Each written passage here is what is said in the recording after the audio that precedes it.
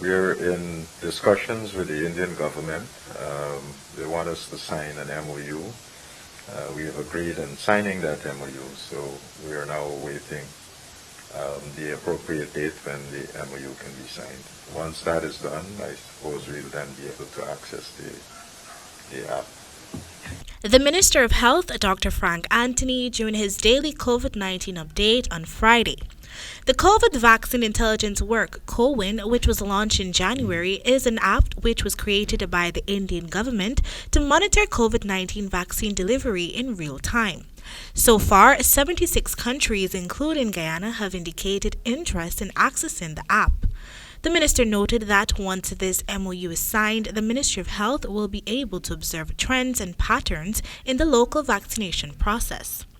To date, 359,222 persons, or 70% of the adult population, has received the first dose of a COVID-19 vaccine, while 199,978 persons, or 39% of the adult population, has received both doses. Additionally, some 24,460 adolescents have received the first dose of the Pfizer vaccine, whilst 11,601 adolescents have received both doses. Meanwhile, in response to the latest revaccination debacle, the minister maintained that the new Centers for Disease Control advisory makes no medical sense.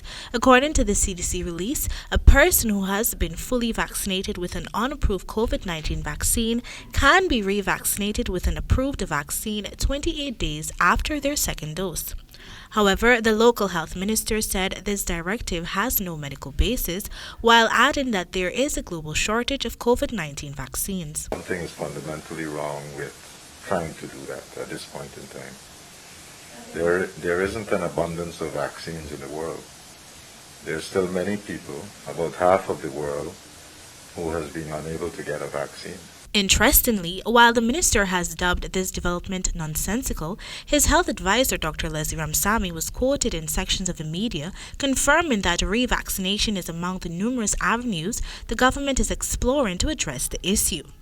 The United States government has made it clear that only fully vaccinated foreign nationals, those who are immunized with WHO-approved vaccines, will be allowed entry from November.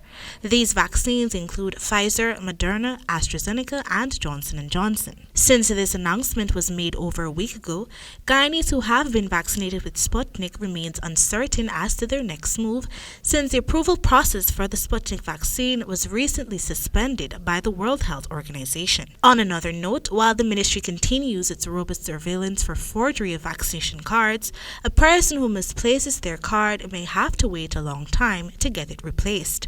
Well, if you misplace a card, you have to apply to the ministry to get a new one. And it will take some time because we'll have to go through the books and to make sure that you were vaccinated in the first place. For the HGP 90 News, Kendell Richmond.